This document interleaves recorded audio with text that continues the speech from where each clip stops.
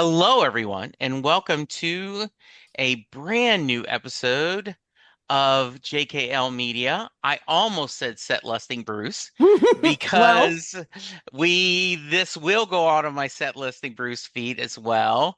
I am the J in JKL Media, Jesse, and joining me as always is Karen hello, the K. and Lou. That's right. The L, last but not least. That's exactly right. All those Uh, L's. That's right. yeah.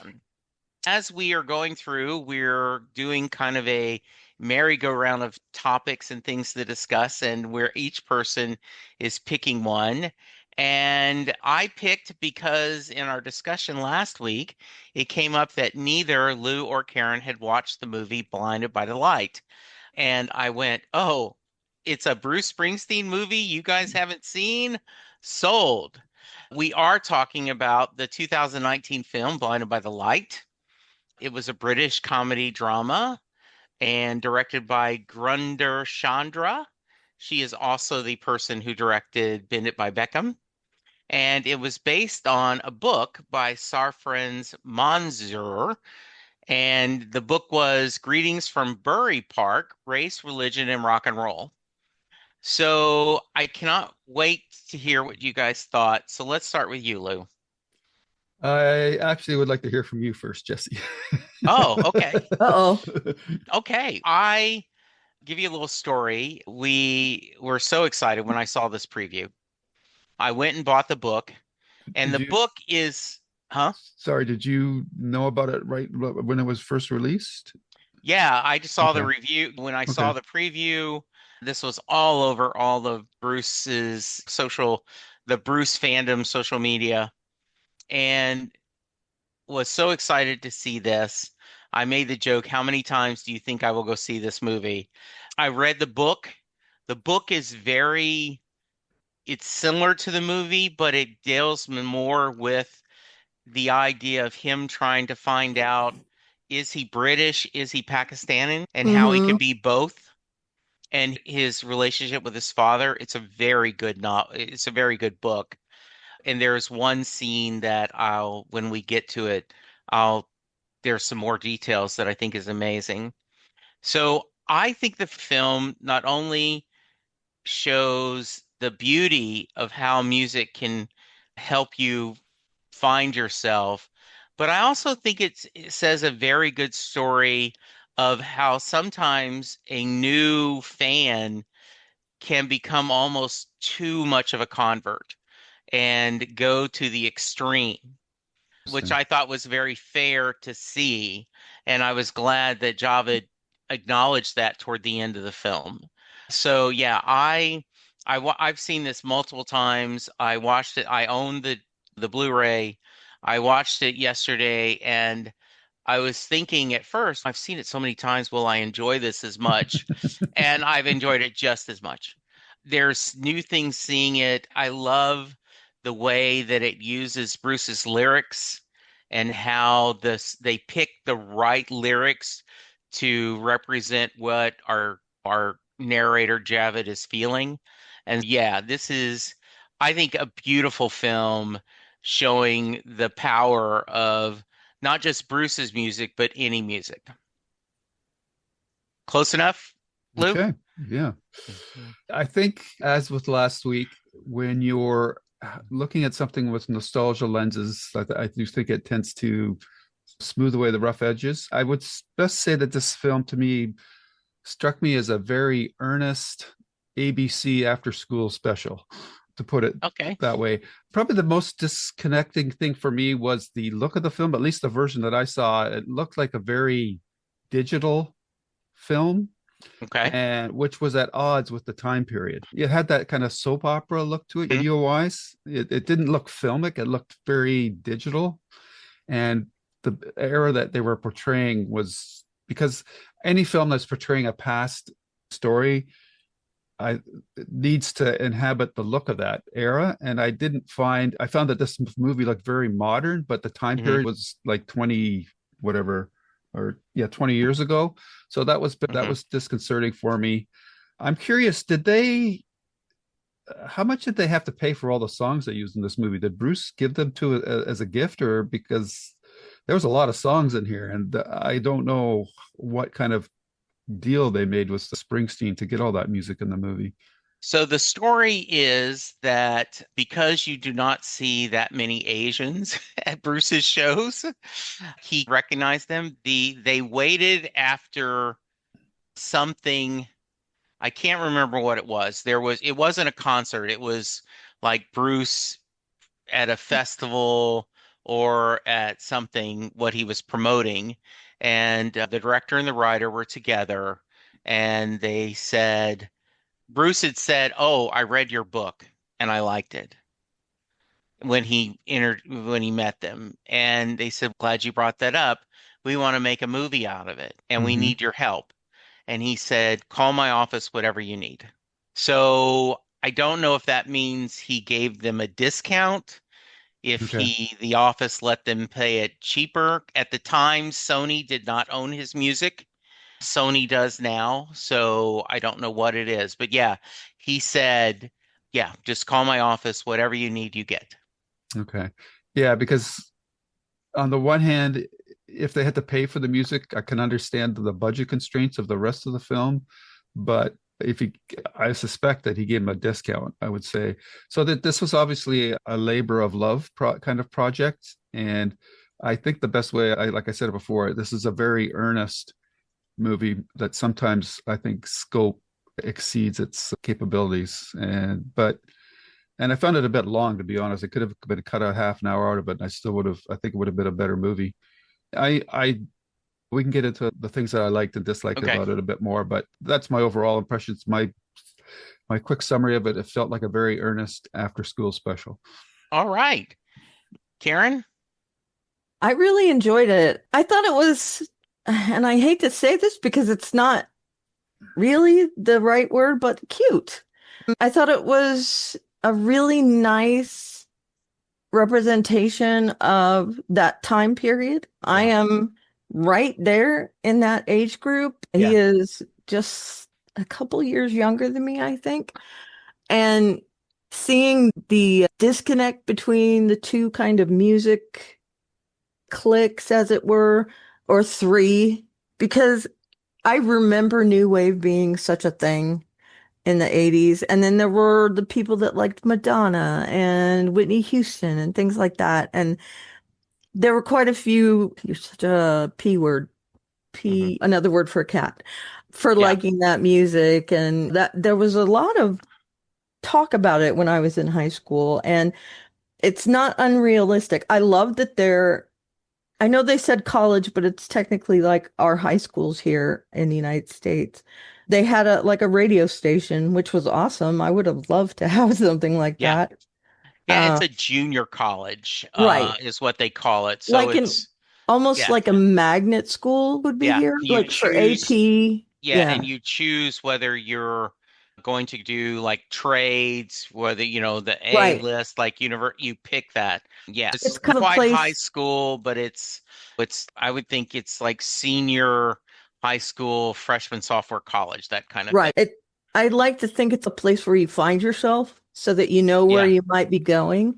yeah, I wish there was stuff like this in the States, but yeah, I enjoyed it. I don't remember feeling like it was too long. I just watched it yesterday. Me too. I thought as I was watching it, okay, yeah, it doesn't look cinematic. hmm It's a pretty good story, and I really enjoyed the representation of the Gen Xers out there. We don't get talked about as much as other yeah, generations. I thought that was cool. I liked the relationship between him and his friends and how complicated some of them were. And I really enjoyed that. One of the things I love about Zombieland, this is okay, a completely different thing, but okay, the opening where they show the words on the screen as they're talking about it. Rule number one, and it goes boom with yeah, the rule number one. I loved how when he was listening to stuff, we didn't hear the music as much as we saw the words coming up yeah, around his head, like how he was hearing them. I thought that was a really cool little affect to it. And it's the same creator as Blinded, not Blinded, this is Blinded by the Light. Bend It Like Beckham. And I Yes. think that had a similar quality to it. That Yeah. so I enjoyed it for what it was. I think watching it at home is fine for this type of movie, whereas some movies you go, God, I wish I could have seen that in the theater. Yeah. This is definitely like a small screen movie for me Yeah. and very cute and enjoyable. Yeah. I don't know what it made under $20 million, so I don't know what the budget It was. surpassed the budget. Yeah. It was 14, the budget was 14 something and it made Yeah. 19 something. And I do think that the studio would not have put a lot of money on this because, Yeah, it's a small film. yeah, it is a very small film. Good. One of the things that I found interesting is the whole Pakistan prejudice in the UK. And also, I remember I was, I was in my 20s during this time period. And Late teens, early yeah, 20s. Yeah. yeah, because I was born in 59. Yeah. Yeah, so I was in my middle 20s. And I remember at the time I was not aware of I was buying into the Reagan hype and how cool Maggie Thatcher was, the Iron Mhm. Lady. It's only after the fact that I realized how much that the Reagan administration had done and the conservative in the UK. So I thought that was a really interesting thing. And the it ties in with Springsteen talking about because of the economy in the river and his dad losing his job and everything. Karen, any thoughts on that side, showing that side of the UK? Yeah, I have a unique experience. Like I said, a little younger than you. I graduated in 86. Yeah. And so I was like teens throughout Yeah. most of the 80s. But whereas a normal teenager might not have opinions on Yeah. like what Ronald Reagan did and how Maggie Thatcher was, my parents were very active in the government. My dad became the leader of a lobbyist group for labor unions in the late 80s, early 90s. And before then, he was active in the government. We actually went to the Democratic National Convention that was held in San Francisco in that How decade. cool. It's where Clinton gave an address, and we thought, okay, that guy needs to brush up on his speaking Yeah. skills, which he did, which was good. Yeah. But anyway, and so I got all that information about trickle-down economics is going to ruin our country. I understood what was happening. My sister didn't, she's younger than me, but I was right in that age group where I'm starting to understand how our country works, how our government works. And so I did get a lot of that kind of bad vibes from them. I thought it was cool that Maggie Thatcher was elected at first. And then when I saw the things and heard from my parents and heard from other sources, it it was apparent that they were Reagan and Thatcher were very close in ideologies and Yeah. knowing that we were going through a recession and the auto industry, that's what happened in this movie, the auto industry. It's shown that the auto Yeah. industry is in a decline. It happened here at the same time. It Yeah. was, it went in concert because General Motors owned that plant at the time. And we lost, Detroit became what it is today because of that time Hmm. period in our country.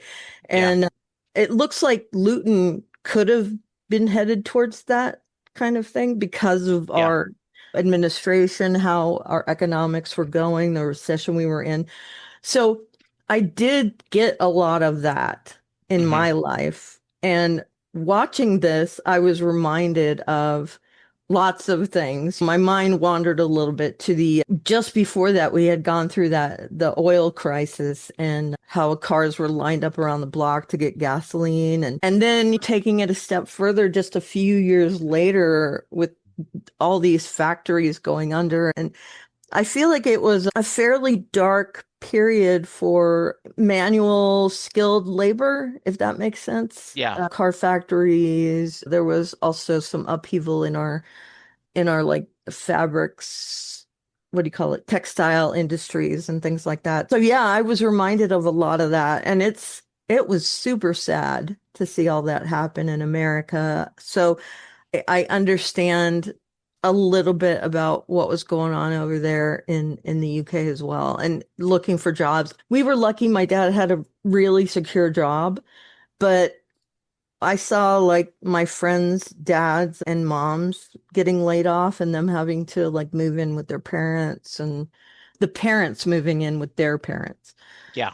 And it was a difficult time. Yeah, I completely get that was something that I understood 100% Good. from Luke? watching this. I don't know what to say about that because, like, I understand the from this character's personal journey where what they're trying to show with the racial tensions in the UK during this time period. But I think it was a little undercut by the fact that all the lower class people were suffering from the same issues, like Yeah. even the white people, like there was no jobs. So Yeah. that kind of undercut my empathy a little bit for the Sikh issue and the Pakistan. Muslims and Yeah. the Muslim stuff. So it was part of the character's DNA, so I understood why they showed it, but I Yeah. didn't find that it really added too much empathy for me for the story because it was, as I said, it was not just the economic times were not just related to one ethnic group in the UK. Vital for the character, but for the overall story, I don't think it added too much. I found that the parents were a little stereotypical, like the overbearing father Yeah. and the quiet but strong mother kind Yeah. of character. So I found that was a little stereotypical. So it didn't really sway the needle for me too much. I was trying to understand how that time period and those conditions would attract the lead character to Bruce Springsteen's music. And this is the issue that it's tough to communicate in a film or a story, but especially film. If you're trying to build this emotional connection for the viewer, unless that viewer is already bonded to that particular artist, you're Yeah. not going to convince people that whatever their feelings about the artist going into the movie, this movie's not going to change what you feel about Springsteen. If you like him, you're going to like him. If you don't like him, this movie's not going to change your mind Yeah. about it. And that's a tough hill to climb for anything. There's movies where, I don't know if you've ever heard Eddie and the Cruisers, this big band that everybody was crazy about, but I didn't know who they were. I never listened to their music, so I didn't have that emotional Well, that was connection. a fictional band, but But yes. that it's the Yeah, same get thing, you. right? Yes. Because people coming into this movie that don't know Springsteen, I don't really think the movie's going to change their mind in that respect. Yeah. And that's the hill that this movie has to climb. And it's a common problem across all these types of movies Yeah. of this type. But I do want to touch on the point that you made off the top that I think what really saves it for me is this movie is the realization of the lead character, what's his name again? Javed. Yeah. Javid, that when he went to the club with his sister, he realized that everybody finds their own thing Yes. that makes them feel or that gives them hope and powers their dreams. It could Yeah. be Springsteen for her sister. For his sister, it was this club, this day club where they were playing Yeah. more music that was more related to their background. So I thought that was probably the best moment in the movie is when Javed realized that there's more than just what he was glomming onto that for his inspiration. And he realized that everybody finds their own inspiration in other things.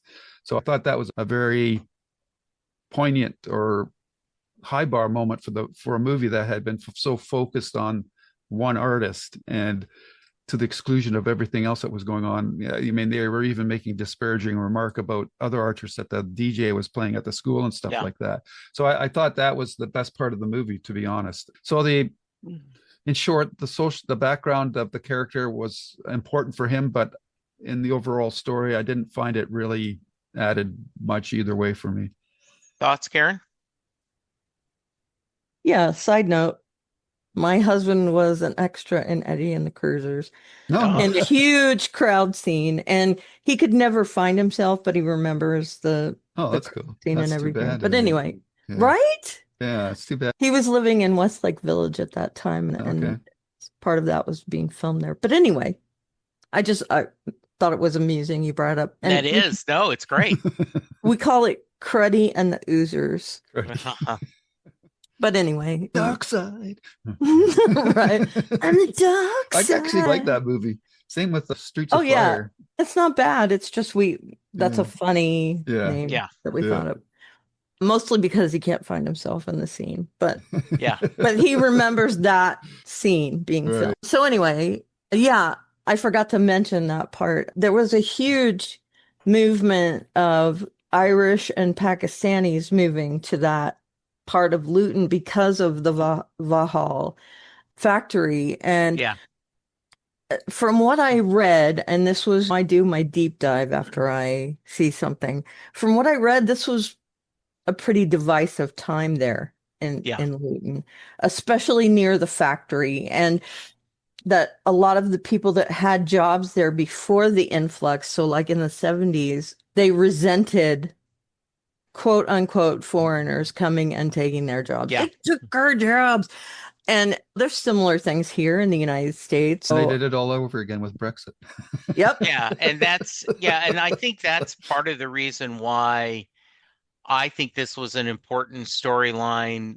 And I get where you're coming from, Lou, but the idea that, today in 2025, the feeling is not, especially here in this US. And I always realize you're coming from a different perspective being in Canada, but Hmm. there is so much anger and hate about people that look different than us and the idea that they're stealing our jobs. And the thought of these young kids urinating Yeah. and they're going, "Oh, no, it's okay. See, that's why we put the plastic." They're just children. They're like No, but they're going to so grow up to be adults that think yeah. that.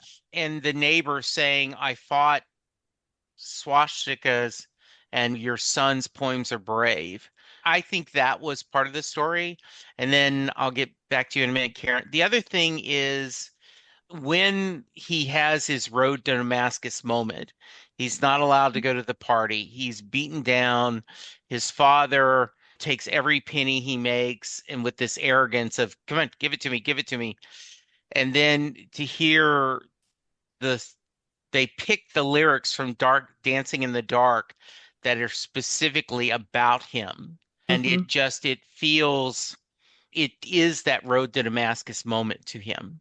And Yeah. I agree with you too, Lou, that the best you could hope for is that if you're watching this film, you go put in sport instead of Springsteen, put in Stephen King's novels instead of Springsteen. That there was something that helped me feel better and see other things is what you hope, and it either does or it doesn't. Yeah, it's a Yeah. very personal thing. And Yeah. this movie very well could have worked for somebody and they became a Bruce Springsteen fan of it. But Yeah. no, but that's an individual thing. Who knows how many Yeah. people that affected that way. And I think, what I feel like they are saying, not necessarily Bruce, but find something that inspires you and Exactly. help you to explore. Exactly. Yep. Yeah. Yeah. Let's stick. Well, I love go ahead, can I, please. music was also one of my kind of realizations in high school. I was really big in music, chorus, that kind of thing. And that kind of got me out of my shell. It helped me when we moved across the country. So music was a big deal to me. And I get it that there's really personal, you can read things into music that apply to your life. And Yeah. the musician does that on purpose. They want you to identify with their music. And I think showing that was really important in this movie, showing that it struck a chord in his life at the right time. And I love that he was secure enough. His best friend pushed him away because of this, and you're not writing great lyrics for my kind of music. How do you like Bruce Springsteen? Whatever. Yeah. So I like that he was brave enough to not give in to peer pressure. That's a big deal in high school. Yeah. And that I think that was definitely a great talking point in this movie. And I do think that most people, I think, have an experience like that. And it might not be in high school, it might not be after, it might be when they're older, that something strikes a chord in them and it pushes them to change their life. Okay, sorry about that. No, I'm glad you guys did. So do you guys want to hear the nitpick part? Yes, All right. always. And by the way, there were about a dozen people in the Dallas area that joined me to watch the movie, and all of them had been on the podcast. All of them were Springsteen Nice, fans. nice. And so there is the scene where he goes and sees his friend, Roop, and he quotes the river Right. to him.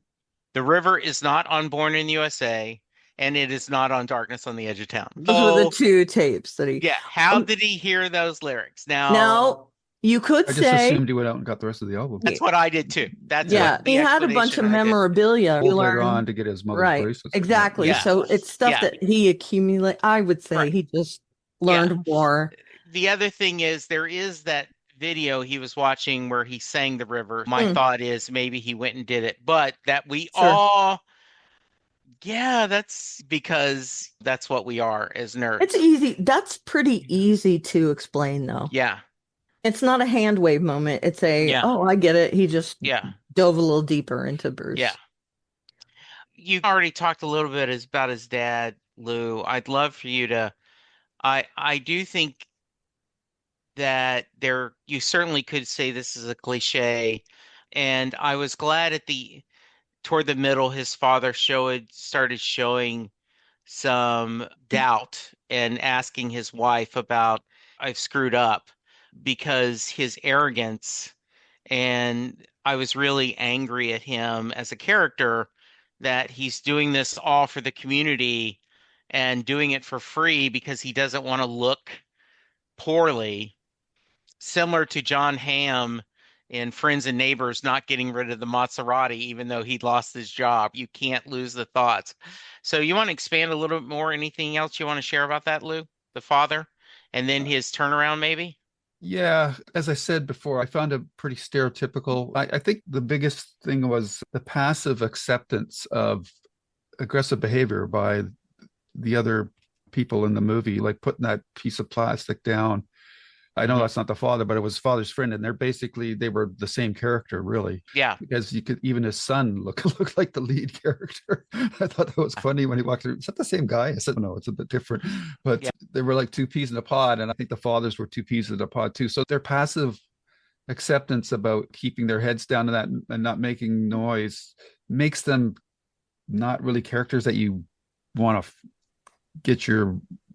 put your oar behind them, because they're so submissive. At least the son was trying to exert himself a little bit, though he never really stood up to any of the bullying that went on with him either. So that aspect of the movie was not something that endeared me to that father character. And as I said, I just found it very stereotypical. And I wish they could have explored like that scene where he had with the wife was a good scene, and even Javed calls his father out on the fact that everybody's making money, earning money except you. Like the guy couldn't really find work at all. Like he couldn't become a taxi driver or something like that. Like I don't, Yeah. whatever, even to like delivering papers. He could have done something. So it's not a very sympathetic character. And the arc that they have in the movie is one that we've seen hundreds of times in similar movies. So it's nothing against the actor. I thought he did what he could with the material. I actually preferred like the mother more though, but I prefer the more silent, strong type characters anyhow, and that's what she was. And I thought the sisters were pretty good. I think that from the cast, to expand a little bit to go beyond the father, I thought the lead actor that played Javed was quite good. Yeah. Actually, I still always through the whole movie, I still had a why is this guy into Springsteen music exactly again? I'm not really getting the connection, even though they state it. I just didn't really Hmm. feel it. And it, like the one character says, that's the music that your dad listens to. And I couldn't get past that because I kept because when you're that age, you're going to go for the more current music regardless. It's the music that you grow up when you're like, yeah, that you got that certain age when you're a teenager and while you're still in school and you're studying and you're socializing, like all the music that you're going to hear is pretty well anything but the kind of music that this guy fell in love with. So I was always struggling with that throughout the movie. But again, it comes back to that personal, you just whatever works for you thing. But the character as he was, I just thought he'd be into something more current than Springsteen. And my issue about that was this is 87, right? Yep. So 3 years before, Bruce Springsteen, along with Madonna and Prince and Michael Jackson, ruled the airwaves. Yep. So only 3 years later, it's your dad's music. Now I realize pop music changes quickly. Yeah, I think that's more a 2019 comment than a Yeah, Yeah. 1987 comment. Yeah. yeah, maybe. But yeah, I did. It isn't like this is set in 20. Yeah, exactly. Like it feels like a 2019 comment is exactly right. Yeah. I think it Go ahead. was illustrating the difference between the new wave. New Yeah, wave was big here in the States. yeah, It was even bigger in the UK. yeah, Mhm. And I think it was just I don't think it's your dad's music, quote unquote, but I do yeah. think it's trying to illustrate that there's a huge disconnect Yeah. Well, between and the two other groups. thing is, and you can take this as good or bad, depending on where you are, but Springsteen is quintessentially American. Like Mm. he's like right next to Mom and Apple Pie. And for somebody in the UK, I don't think I don't know what the feeling between the two countries was back then, if it's the Hmm. same as it is now, but I find it even harder to believe that somebody would glom onto something so American. But again, personal, you can't, whatever person finds his inspiration from is that's a very personal thing. The other thing that I found funny is Yeah. the title of the movie, Blinded by the Light. When I hear that, I see that title, I don't think of Springsteen. I think of Manfred Mann Manfred Mann, yeah. because I think that's the better version of the But song. he wrote it. Yeah, I know, and he Yeah. sings it too. Yeah, But his yeah. version is Yeah. very slow, whereas Manfred Mann's is very upbeat and whatnot and faster pace. So the title was throwing me off too. And now I'm seeing on the Wikipedia page the other title was "Music of My Life," which I think is the better title for this movie. Yeah. Mm. I don't know why they picked "Blinded by the Light," to be honest. Maybe they thought Um, they would have better brand recognition, perhaps. so I think the idea of blinded by the light, blinded by the Springsteen allure, that Mm. music is like a road to Damascus moment, is what I think it was. I also Uh, think Music of My Life would have been a much better title, yeah. but yeah, Mhm. because my husband was like, "That's Manfred Mann," and I said, "Okay, yeah, I get it. It's Manfred Mann." Okay, I'm glad I'm not the Uh, only one. no, and me, the first thing I think of is, "Oh, Bruce wrote that," but it's Manfred Mann singing it. Yeah. Yeah. So yeah, I do think the other title would have been more effective, but I get it. They were trying to tie Bruce into the title, I think, right? Yeah, I think so too. To find, and not to argue, but Bruce just did this last tour this summer of all European dates and incredibly passionate fan base. In fact, I would argue that European dates crowds are even more passionate than Bruce, than the Americans. He has an incredibly passionate and wild European following. And so Here, that, here's yeah, a but of question for course, you, Jesse. yeah. Did they ever ask Springsteen to appear in the movie? Because Mm, when they were at the Stone Pony, I was yeah. just waiting for Springsteen to do like a surprise appearance or something like that, and I Yeah, was but kind of disappointed that they didn't show that. he looks so different now that it would have Yeah, that's been, true. yeah. It Well, would then might have Uh, been jarring. yeah. yeah, and then also now when they're doing the Born to Run montage and they're Hmm. dancing in the Bollywood kind of thing, the writer of the book is in the crowd. He does a small cameo there. Oh, okay, cool. Yeah. Let's talk I about the I, girl, I do please, want to Karen. add, this was a couple years after Live Aid as well. And that was a joint venue. It was Wembley and what was it, JFK Stadium in the United States. Yeah, Philadelphia. And Wasn't it in Philadelphia? I don't remember, to I be think it was honest. Philadelphia. I Yeah. remember watching it at the Yeah. time, and it was when I was in high school. It was definitely in his life at that point, and I think that might have been a big connection between the two Hmm. countries. And it was pretty fresh then. So it to me it's believable, but I get where you're coming from, Lou, that he is definitely quintessentially American. Yeah. He was asked to do Live Aid since he was part of We Are the World, which we covered in an earlier episode. And so he said, I'm just exhausted and I have a wedding coming up, his Julianne Phillips. But he did provide support by he allowed Live Aid to use all the equipment left behind at Wimbledon Stadium concerts the week before. Oh, that's So yeah, I can't be here and I'm sure he wrote a check, but here's my equipment. So I think that's funny. Girlfriend, I thought she was adorable. yeah. I love the actress. I loved how cute she looked in this 80s look. I like the idea if you're using me to get back at your parents, I don't care. Just the idea that you and me, and she says, and Bruce. And then at the end, when he broke her heart, not broke her heart, but he broke up with her. And then when he's apologizing, she quotes Hungry Heart to him to forgive, I thought was very sweet. So, as the fellow rom-com person, Karen, thoughts on this storyline? She was adorable. Nell Williams, very cute. I like that she has that kind of girls just want to have fun vibe. And her parents were definitely that kind of, and I'm gonna go with another title here, Papa Don't Preach kind of parents. Yeah, And she very Madonna-esque, definitely. They did mention that a couple times. That was a staple in my high school. The yeah, the barrette on the side of the hair, the gloves, the I didn't have to perm my hair, thank goodness. But there was a lot of that. And not just how she looked, but how she acted, I think was really cute. The fact that she fell for him in the writing class because they had this shared interest, and how she hung back that one time and said, I want to read it.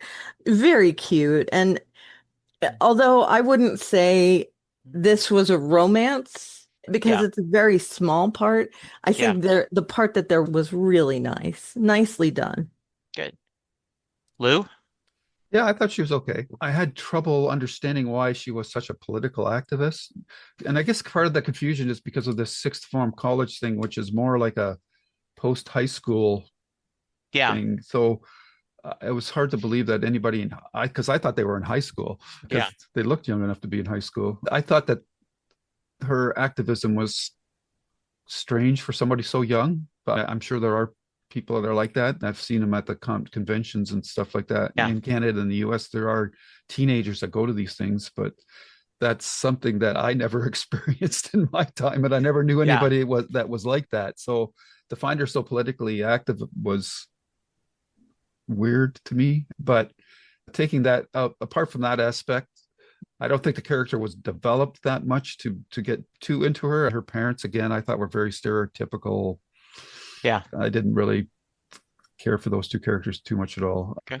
But I thought her and the lead, they had good chemistry. Though I thought she looked more like Boy George with her hairstyle and stuff like that Oh, come than on. Madonna, but not stylistically, not Okay. aesthetically. But I thought she was trying to ape Mm. a Boy George look, not a Madonna. That was very Madonna to me. Yeah. So I would have liked, I thought that Haley Atwell, small Oh, part, but I thought she was really, I would have liked more from her, I you love Absolutely. know. Haley Atwell. I kept She's on so looking and big. say, "Oh, damn, she's a beautiful woman." She Yeah. is gorgeous, Yeah. gorgeous. Yeah. Mm. And Rob Oh, Brydon, oh, behave. yeah, Rob Mhm. Brydon, who was Matt's dad. Yeah. I love him. He's a comedian in the Mhm. UK. He's gotten his like one of the panelists on a talk show over there. I don't 2 out of 3 cats, I think is the Okay. name of it. But he's on QI a lot. And QI is one of my I love watching QI. And I as soon as I see someone, okay, coming from me, Hmm. Again, my adult years were in like the early 90s, and there was a renaissance of comedians at that point in the United States. That's when the HBO comedy special started, that all that stuff. But I feel like that when I see people from shows that I watch, QI, like sketch shows, like there's other talk shows where comedians are panelists and stuff, and I get really excited. Rob Brydon is one of those for me because he has such a dry sense of humor. He's very cynical, and I'm drawn to that. So seeing him in that as well, and also Haley Atwell, who I love. Her show was canceled too soon, by the way. Yes. R.I.P. Peggy. But Yeah, I agree. but yeah, I love seeing them. The side characters I thought were great. And also Roops, I think was great as well. I enjoyed and his sisters. I think they all Hmm. did a great job. Yeah, Anyway, and he sorry for busting no, in. and he's still friends with Hmm. Rude, and they, In real they life, yeah. yeah, they show that at the end. Yeah. All right, so here's one of my favorite stories, and then we'll wrap this up. But the scene where the him going to the US and the passport, like yeah, the I can't think what you call that. Customs. Yeah, customs. That really happened. Oh, really? But That's it cool. happened in 2002.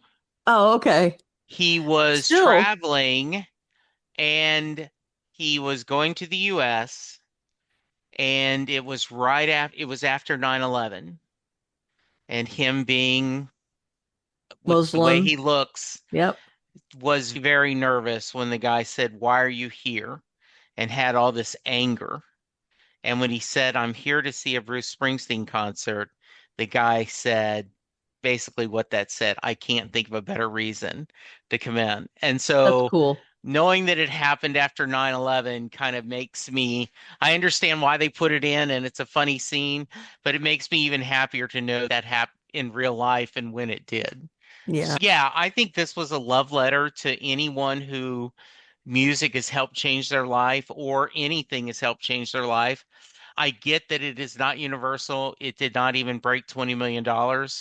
If you read the Wikipedia page on it, though, I guess overall it's critically done well. Most critics liked it, didn't love it. It came out right at the same time as Yesterday, which was the Beatles movie. You can, should have, could have, would have. I think the reality of this is a very small movie and it's never going to be massive, but I'm glad I got to revisit it. Karen, final So thoughts about the movie? 89%, 89% at Rotten Tomatoes. That's Yeah, a good score. yeah, it is. I think that's great. And also, I think it's better than yesterday. No Yeah, offense to that movie, yeah, but I saw it and I was underwhelmed. Let's put it that way. yeah, I wanted to like it. I'm not a Beatles fan either. I like the Beatles fine, yeah, but I didn't go into it thinking I'm going to see this because it's a Beatles movie. yeah, I enjoyed it a lot. I think it's something that if I feel like, hey, I'm down in the dumps and I want to see a movie about music, I might pick this up and watch it again. yeah. So I think it's a sweet movie, I do not a too. great movie. Yeah. And as from a Springsteen fan, I think it's a great love letter to the boss. But Yeah. as a non-Springsteen fan, I still think it's a sweet movie, and I do think it does feel, as you said, in not in a bad way, Lou, but it's a made for TV movie back in the day where we did those. Yeah. Final thoughts, Lou. Yeah, Karen called it cute. I call it earnest. I think the saving grace is, as you mentioned, and I've mentioned, that the fact that the lead comes to realize that it's not just one particular thing that can give you inspiration. Yeah, It can come in many different forms and guises. Yeah. yeah, yeah. And I think the other thing that really works is the creative way they show the lyrics and Mm. the way they graphic, like in the storm and it's on the walls and everything. I think that's a really well done, like the extended music video almost. And great choices of songs for Bruce. The other thing that at the end of the film, they the song played over the credits is the song he wrote for Harry Potter. He had written the song I'll Stand By You, and he sent it to the people because he was reading Harry Potter to his kids and everything. And so he wrote I'll Stand By You, and don't know if it's JK Rowling's or Warner Brothers, whoever was politely said, "Hey, really appreciate this, but we don't think it really fits in our world. Is there Hmm. Bruce Springsteen in the Harry Potter universe?" And I go, every universe is better with Bruce, but there you I I'm go. see, glad he got to use it somewhere. I see Yeah. at the end of the credits too that the real life author has attended 150 concerts. Yep. Yes. Where are you on that rung, Jesse? This is an interesting discussion we just had. I have done 20, Okay. Seems but like I'm you've done a trying, lot more. yeah, I'm trying to think of how of I asked Chris this question yesterday. We went out to a lunch and he was asking about how many shows have I gone to, and I said that's an interesting point. I said, how many WrestleManias have you gone to? And he said, I've gone to two. He said, but another question is how many live events I've gone to, and I think maybe I've hit 10. I said, okay, ask me how many Springsteen shows I've gone to. And he goes, okay, Dad, how many Springsteen shows? Only 20. And if you ask any Springsteen fan, they will say 99% of the time, yeah, I've only seen 12 shows. Hmm. I've Only. only Yeah. seen 50 shows. I've only seen 5 shows. It's never, and it's never I've seen, it's only, as in I'm chasing even more. And I think it's funny that if it's a non-Springsteen fan and you said, I've only gone to 12 shows, you've gone to the same person 12 times? Yeah. So yes, I'm at 20 and holding. So yes, and hoping to get more. I haven't been to that many concerts in my entire life. 20. No, I think I've done maybe 4 or 5. Yeah. Oh, it's more Yeah. than that for me, but I'm but trying to yeah. think. I saw Springsteen Born in the USA. I've seen Queen. I've seen Wow, those are You two right there. I'm ass. jealous. You yeah, Yeah, I'm ass. jealous. that was the game, their game album. Another one bites the Yeah. dust. Yeah. Who else was I? Oh, that's not forget. Was it BTO? Yeah, I've seen BTO. I've Oh, Oh, seen that's Peter Ruff. cool. John Fogerty twice, Yeah. I think. Yeah, that's probably about it. I saw a Ooh. See William that? Shatner concert when he was doing Yeah. Planets. Does that count? I Have don't you know. ever saw the hip? No, no, Mhm. Oh man, that never, Yeah. stinks. never saw the. Oh, Yeah. and John Cougar Mellencamp. Nice. That was a really good concert. I bet it was. Yeah. Good. All right. So this is going to wrap up. Thank you Mhm. guys. I loved talking about this. A lot of fun. Karen, if someone But wants to well, wait reach a it, minute. yes. Before we go, Yeah. I want to plug the fact that you're going to be hosting some panels at Monmouth College. Yeah. In September, there is the 50th anniversary of Born to Run. And so this is going to be at the Bruce Springsteen Archives and Center for American Music in Monmouth University, which they mention in the film. They are celebrating Born to Run 50th anniversary. It's a 2-day event. There's a full day symposium that takes on Saturday, September 6th, and then a academic thing on Sunday, the 7th. I will be at the 7th being part of a panel that is discussing being a Springsteen podcaster. And then I will be hosting actually two other panels on Sunday as well. So yeah, I am really excited about flying to New Jersey and doing it. It's a full weekend of things. A Friday night, Tom Zimney, who directed Western Stars and a couple other things that we've watched, he's doing a special behind the scenes of Born to Run, the making of Born to Run, which is Wing for Wheels was the name of that documentary. So yeah, it's going to be a lot of fun. Is there a Awesome. link where people can find more Yes, information? I will include a link, but it is expensive. It Still, is. The symposium is $150 for the day. that Yeah. is So, not bad when it comes to things like that, yes. to be Who fair. knows, And, Jesse? You may make huh? you. Who knows? You may make your own Springsteen movie someday. There we That's go. right. Yes. Uh-huh. Okay. Thank you, Karen, for that. So, if someone wants to give us feedback and reach you, how can they? They can email us at jklmediareviews@gmail.com. And I am at Alveria on most social media sites. And my blog is alliestuff.com. Good. Lou? And you can find us on YouTube at JKL Media Reviews, and all our JKL Media episodes will be there. We're doing these one-offs. We plan to do the Expanse series reviews, maybe starting in September. I don't know. We haven't really locked down a date yet. We're just winging it right now. It's summertime. We're just relaxing and chilling It's hot. and doing all these things. Some parts of the world it's hot. Other parts of the world, like where I live, it's beautiful, 70, Mhm. 80-degree weather. And on YouTube, the other YouTube channel, Lou's Reviews, you can find our archived Babylon 5 episodes, including the animated movie, as well as there I have my Stephen King podcast and my writer podcast. And on Twitter and Blue Sky, you can find me at Lou W. Sitzma.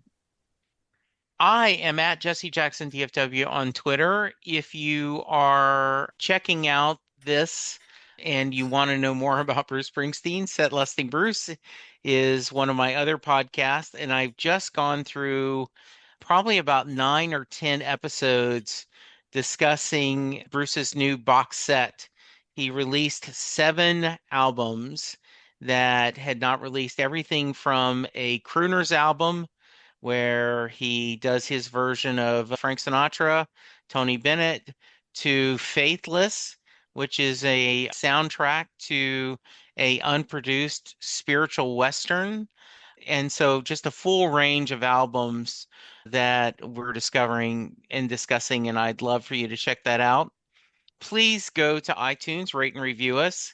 Tell a friend about this. Remember to subscribe and download so we get the points. And I want to thank Karen and Lou for indulging me in a little Bruce Springsteen deep dive. And I we'll be, gotta I yes. gotta give a little shout out. My husband, his gaming friends subscribe to us. So hi Oh, guys. Yay. Hey, hey thank you guys, guys. thanks for subscribing. Mhm. Yes, absolutely. We'll be back next week with another fun topic. And for now, everyone be safe, be kind, and we'll talk to you soon. Goodbye. Bye bye. Bye. And scene. The proceeding has been a JKL Media production.